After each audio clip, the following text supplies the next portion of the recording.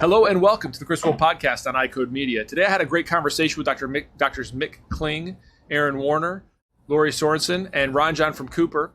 And we talked about inflation. We talked about profitability with specific types of contact lenses. We talked about organizational structures and core values and keeping our teams excited about what they're doing. I think it was a really great conversation. Please enjoy our conversation. And as always, be sure to subscribe to the podcast, write a review, share it with your friends, and support those who support us. Today's podcast guests have been compensated for their participation by CooperVision. One of the things that I thought was really important to kind of have a conversation about was the idea of inflation and why inflation is important to our practices, and also why having a strategic plan in relation to how we purchase things, how we be aware of inflation and be intentional as a practice owner about how we're going to manage inflation so that our practices can maintain the same success as they have, continue to grow, and primarily the reason is so that we can continue to serve patients. And so I think one of the things that I wanted Mick, you and Laurie on to talk about was, what are you doing from a Vision Source standpoint? You all have been really kind of the forefront of looking at the business of optometry. So Mick, tell me about your perspective on inflation and how it impacts our practice and the research you've done. Yeah, thanks, Chris. I appreciate the opportunity to be able to talk about this because it is such an important topic. In fact, I'll tell you that when all of this started to happen, it really forced us, even within my own practice, to take a minute to step back and say, well, what are we doing within our own practice? Because when it comes to the way we price things, both professional services and the products we sell, we really don't have or haven't historically had a very good strategy about how we did that. Our typical strategy, if there is any, would every few years we would look around the room and say, have we raised our fees in a while? And everybody would say no, and we would then say, okay, well, let's move that up $1 and move that up $5 and move that $3. So it wasn't very well thought out. And so when all of the news started to come out about inflation, it really caused us to think about how can we educate the membership about what to do in this situation, because I suspect many practices are like mine, in that you get busy with patient care and the days go by and the years go by and you don't make any adjustments. And so at the prompting of Aaron, asking Laurie and I to put together some education around how do we communicate that message to our members, we did some research and put together some data that I think is eye-opening, and then just provided some strategies for our membership on how to address inflationary impact within the practice. Mick, I'm going to have a follow-up question on that. When you think about like a general practice that's generating, let's say, $1 million a year, what is the impact to inflation to that owner based on increased general cost of goods, increased general human capital? Have you done the math on that? Yeah, in fact, we have looked at that because as a great illustration, you can show a doctor the impact of inflation just by simply taking a model of a typical practice, let's say $1 million revenue generating practice, applying the typical metrics of cost of goods, people costs, place costs, things costs, and you can predict what the bottom line should look like. If you then apply just even incremental increases in cost of goods. So if you remember, we have two main things that generate revenue in the practice. We have professional fees and we have things that we sell, products. So all of the things that we sell, the frames, lenses, and contact lenses, if you apply just even a modest increase in cost to that bucket of expenses. The second big bucket are our wages, our people costs. And as we all know, the cost of human capital has gone up a lot. So if you apply even a modest increase there, and then, pencils and papers and paper clips and those sort of things go up just because the tide is rising.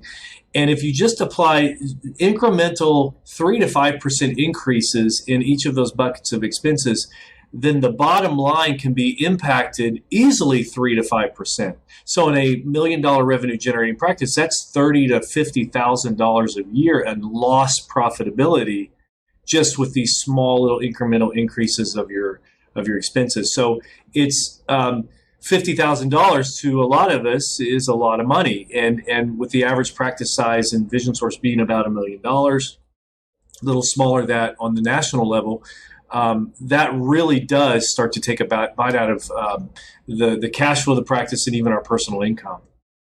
Laurie, what do you do with, I would imagine that these inflationary costs have a toll on our staff, and maybe they're aware of it or not aware of it, but you're really good about kind of understanding and identifying our teams and how to be more efficient with our teams and bring our teams together, figure out where they're best suited.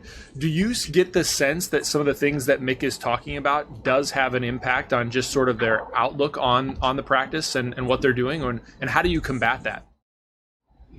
So I think that there's like two different things there. One is how inflation is affecting their. I started going down one path for an answer, and then you said something else. I went down another path with the answer. But one is that, this is affecting our staff too, right? I mean, their costs are going up, and I can feel it. I can tell that my staff is more stressed about money than they've ever been. We're complaining that we're having to pay them more than we ever have. I see some crazy stuff that's happening out there that staff is demanding so that they stay. When it gets that crazy, sometimes it's not worth it, obviously. But I think that in a practice like a lot of practices do, they kind of have an openness about a significant part of their finances, right? And so I think letting staff know that and talking about that, we did raise our fees.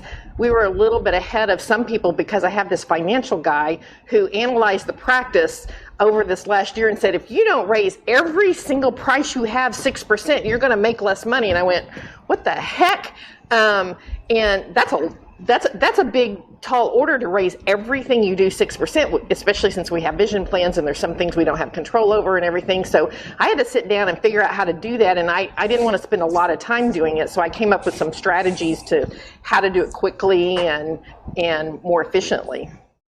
Yeah, I think the thing that I really was eye-opening to me, Mick, and I shared some of this with you all back in December, you and Aaron, but when I looked at what I was happy accepting, I'm begrudgingly happy accepting from a managed vision care plan in 2008 when I graduated, if that number, it wasn't, but if that number was $100 per examination, in today's dollars, real dollars, it would if you look at the inflation from that time period, it would have been it has to be like $121 per examination. And guess what? I'm not making $121 per examination. Point is that it should have increased by 21% over that time period.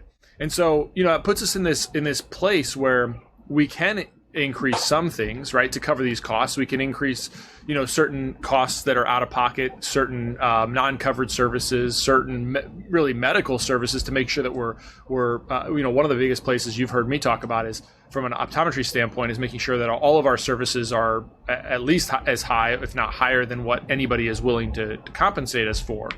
But then you're sort of maxed out. And so the next thing that you have to do is say, okay, well, we're going to provide more services. If you're already doing all those things. So, Laurie, what do you think about that? Or make any thoughts on how that impacts our practice and how we combat that?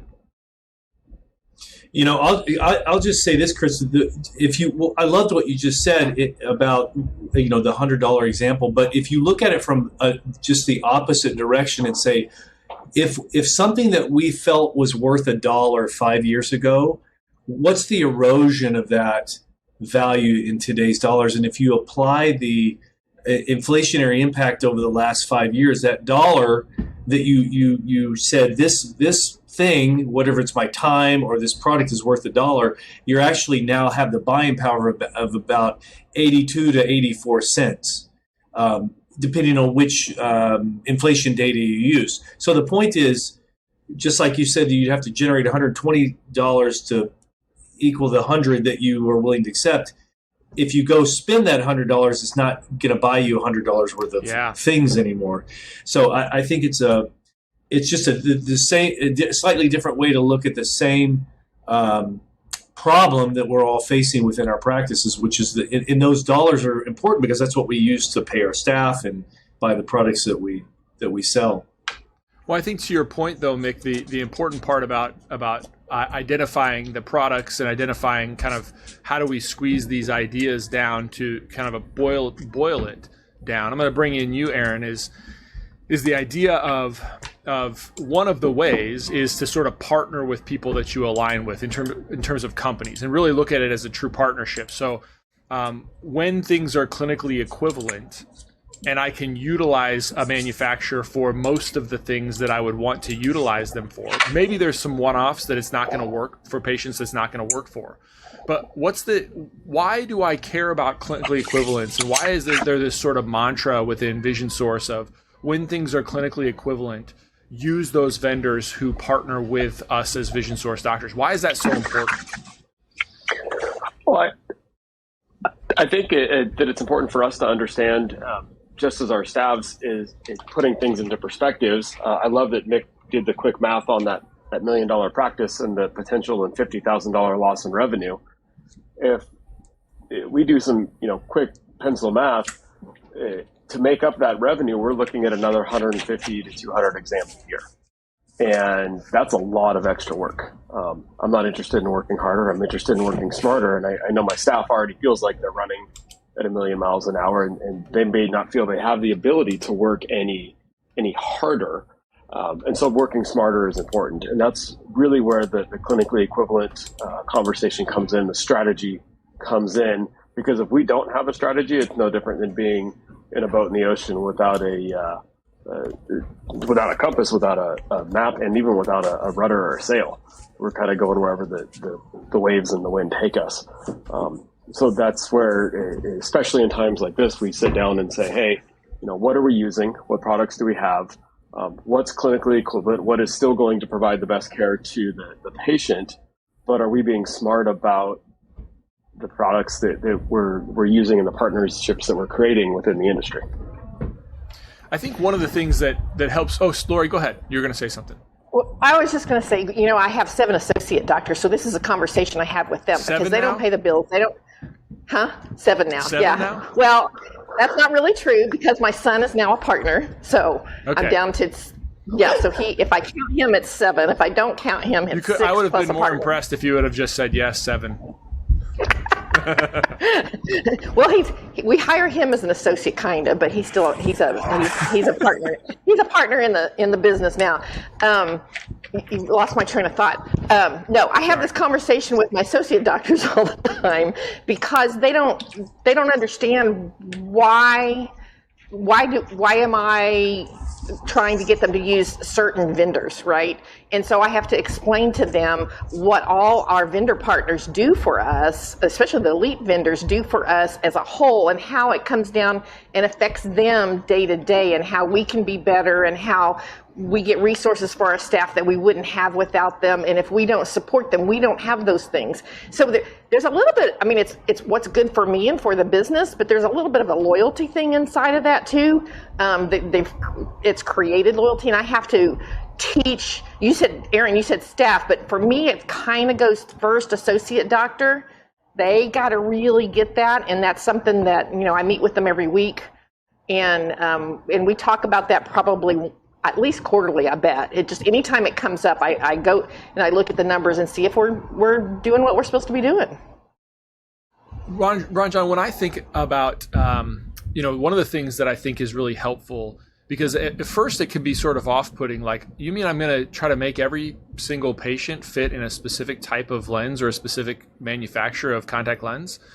I liken this to the idea of like hospitals and ambulatory surgical suites will purchase in mass things that they believe are clinically equivalent based on the feedback that they get from all of their surgeons or all of their doctors. And yet the individual doctor might have some input, but not have a ton of input in those things when they're clinically equivalent. So think, let's say it's sutures, for example.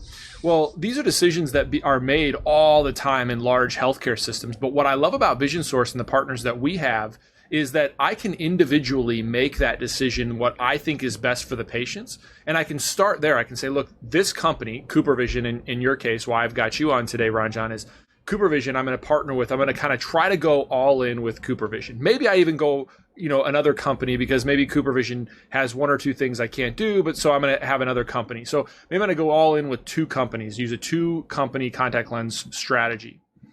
And there are going to be patients that aren't going to be fit in one of those two manufacturers' lenses, probably. But the likelihood is that you make good lenses, we'll probably be able to find something. And what that allows me to do is, with that true partnership, it allows me to be able to take care of the patients the way I want to take care of them without having to increase this. One of the things that allows me to do that is without having to increase the throughput. And see, as Aaron said, to offset those costs, those additional costs, and have to see 150 more patients. I've been strategic so that I can give the care that I want to, that I believe is best for the patients. I've partnered with companies that have partnered with us so that I can make sure that I'm maximizing our cost of goods savings, and I can actually turn a lot of that over to patients as well. So, Ranjan, tell me, how does Cooper become a partner? Why is it so important for Cooper to partner, and how does that help us as practitioners? So from a Vision Source standpoint, I mean, it's been an amazing relationship for a long period of time, right? And with the history that we've had and the path that we've taken to bring some of the things to market that we have, provide inherent benefits for the ECP. And we were just initially talking about inflation.